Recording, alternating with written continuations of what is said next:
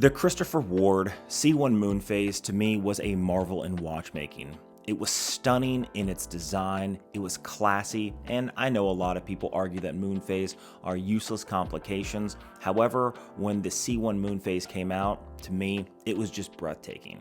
They took a nickel moon, 3D shaped, placed it on a dark blue or black background, and it was a very nice, pleasing pop to the eye. It was one of the most beautiful watches I had ever seen.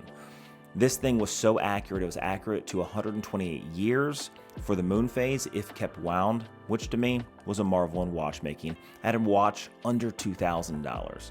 Then they decided to replace the C1 with the Christopher Ward Moonglow. I don't know why they did, but we'll talk about it later in the video.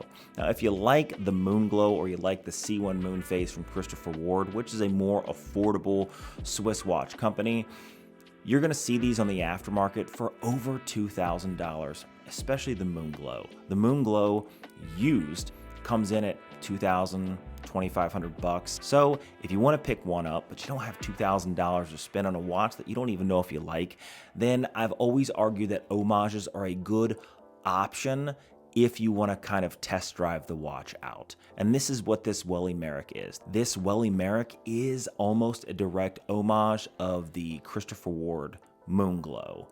So maybe the Welly Merck is perhaps the best affordable option at under $300 for an alternative to the Moonglow.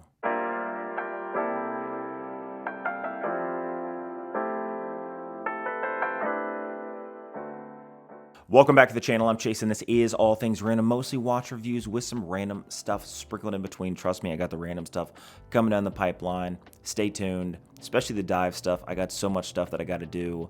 It just takes some time. Anyway, you guys have heard me talk about homages on this channel quite a bit. And the reason I talk about homages is because I have had so many instances of purchasing high-end watches, and I've regretted it, and the value of the watch on resale is lower because it's not a Rolex, is lower than what I purchased it at. So to save myself money and to save myself regret, I started looking at more homage options on the market first. Now, I know most people who watch this channel are probably like me, right? We're the poors, right? We are people who don't have a lot of money, who work very hard for our money, maybe poor, which I call broke, which I have been most of my life, lower middle class. I'm sure most people watching this, they aren't millionaires, which is okay. So what I'm doing is appealing to those people who take their hard-earned dollar and value everything that they purchase and want to make sure they're making the right purchase. So like buying a car, I've always recommended, instead of going out and buying that car first, what you should do is rent it. Rent it on Turo, rent it at a rental car shop, spend the extra time, the extra money, get a feel for the car before you drop $20, $30, $40, $50, $100,000 on a car, because you're going to find that that seat's not as comfortable after 5 hours. That car doesn't handle as well, after driving it for 25 hours than you thought in the 30 minutes you drove it at the dealership. This is how I feel when it comes to watches. You can walk into an authorized dealer, you can toss a watch on the wrist, and you could be like, oh my God, I love the way it feels. I love the way it looks. It's just so amazing. And then a month later, once the honeymoon phase is worn off, you realize that you don't ever wear it and it stays in your watch box or a watch winder. And then suddenly you've just wasted a bunch of money for nothing. So this is where the alternatives when it comes to homages come in, and why I push them so hard. Because for under $300, you can get almost the same feel, the look of the Moonglow from Christopher Ward. And if you do like the Welly Merck that I'm going to show you here, then save your money and buy the original later, once you figure out whether or not you like it. So, as always, the details first about this watch, then my opinions at the very end. The case is 316L stainless steel. The case diameter is 41 millimeters. The case thickness is 12 millimeters, and the lug to lug, or the footprint of this watch, is 48 millimeters. The lug width is 20 millimeters, so most watch straps will work on this watch. Overall, the case being 41 millimeters actually wears more like a 40 millimeter because of that lug to lug is just in the sweet spot of a 40 millimeter watch. This watch does come on a stainless steel bracelet. However, I prefer the black alternative genuine leather strap that has that embossment and the fold over clasp. I just prefer that a little bit better simply because this watch is slightly more dressy, and on a bracelet I think it just kind of looks weird, but on a black leather strap this thing looks just perfect. The case finishing is multi-layered with a high polished bezel, offering a little more dress style like I just said, and a walk around the case you can see that there's brushed finishing along the sides, curved lugs, chamfered edges, a non-screw down crown, but it does offer 50 meters of water resistance for everyday wear, so again, hits the sweet spots in every way. The dial on this watch is considered their Moonlight Black, but they do also offer it in blue. You can see that this is a double moon design, just like the Moonglow, and each one of these moons are loomed. They are three-dimensional in shape, and you can see that there's a starry background design on the dial, making the dial absolutely glow when you walk inside from the sunlight. Now, one of the things I do not like about this Welly Merck that I also don't like about the Christopher Ward Moonglow is the bottom half of the watch.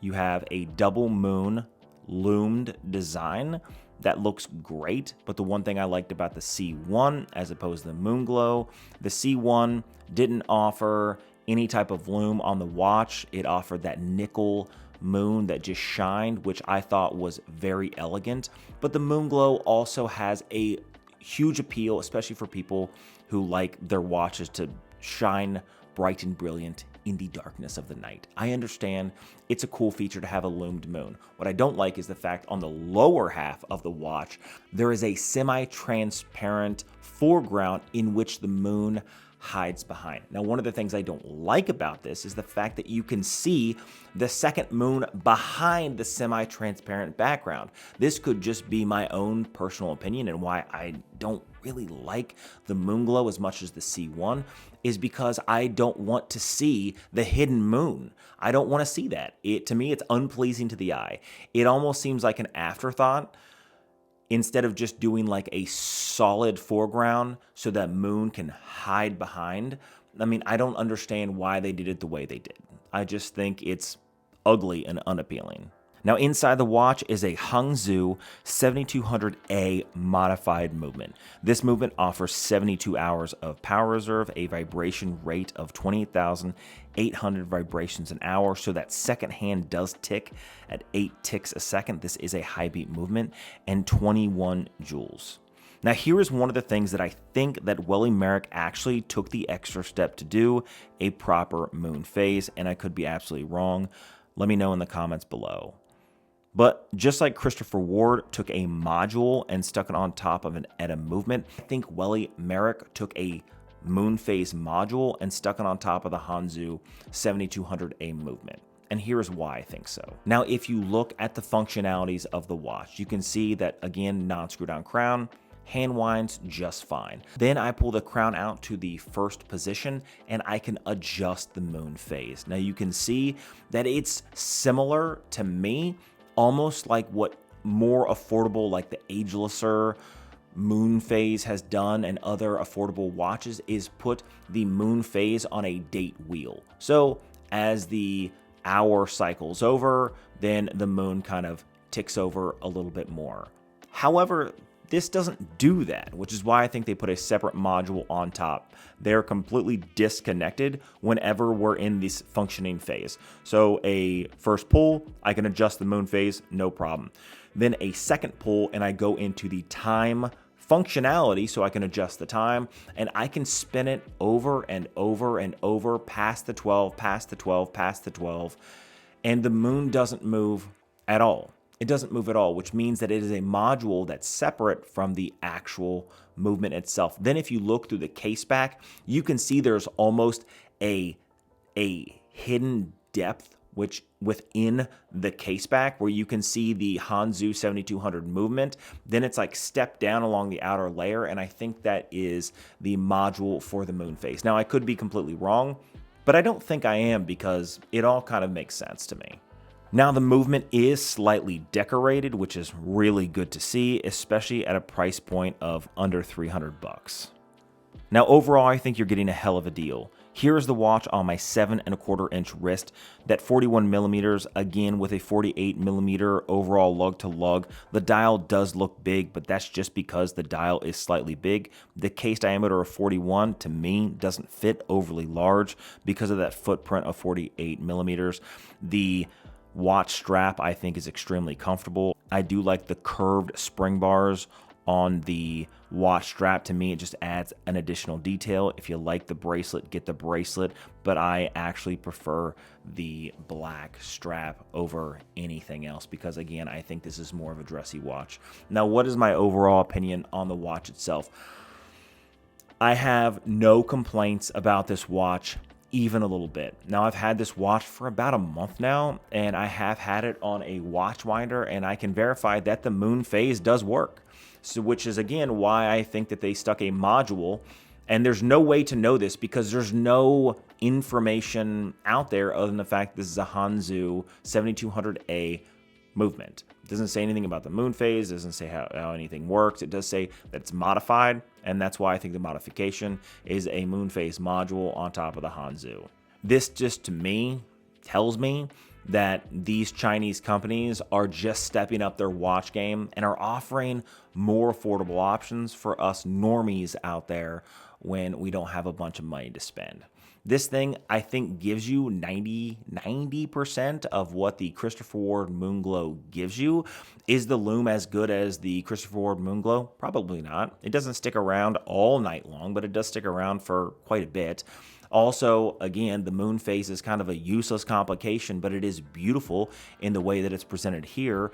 But the same nitpicking comments that I made earlier in the video are the same thing I can say about the Christopher Ward Moonglow. I don't like that semi-transparent foreground that the moon hides behind because I want one moon on the MoonPhase to be seen. I don't want both. But if you do like the Christopher Ward Moonglow and you don't want to spend a bunch of money on it, buy this watch first. Get a good feel for it. You may end up liking this watch and say, hey, for under 300 bucks, this thing is a great alternative. I like the way this thing looks, and I'm just going to keep it. Or you may say, damn, this just makes me want to buy that Swiss Christopher Ward Moonglow even more because this is giving me 90% of what I want, but it's not 100% of what I want, but I know I like it, so I'm going to spend my money on the expensive original. Anyway, what do you guys think? I'd love to hear your comments down in the comments below. I got a lot of videos coming out. I'm trying to release shorts videos every single day. I'm trying to release a video every 4 days for the long form reviews. Also, guys, if you've made it this far, Exquisite Time Pieces is going to be sponsoring a giveaway towards the holiday seasons. Hopefully we can get to 20,000 subs and then I'll do the giveaway. It's going to be a little bit different than any other giveaway I've done in the past.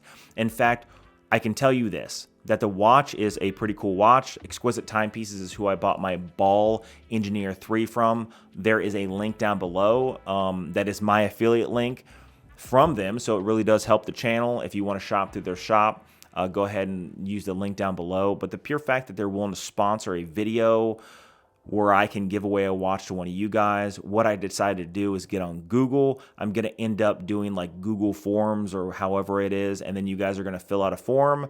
You guys are going to make sure you're subscribed. There's other things and qualifications in there, but it's going to limit down the actual pool of people I'm choosing from because you have to fill out this form.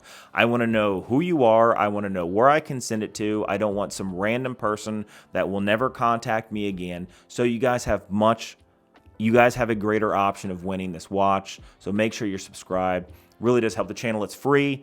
Thank you for everybody who's sticking around. Exquisite Time Pieces, thanks for the giveaway. I will mention it a few more times, and then once we get closer to the holiday seasons, I will do a review of the watch. Then I will say all this stuff again, and then we'll do the giveaway. Anyway, guys, make sure you hit that subscribe button, hit the like button, comment down below, and I'll see you guys in the next one.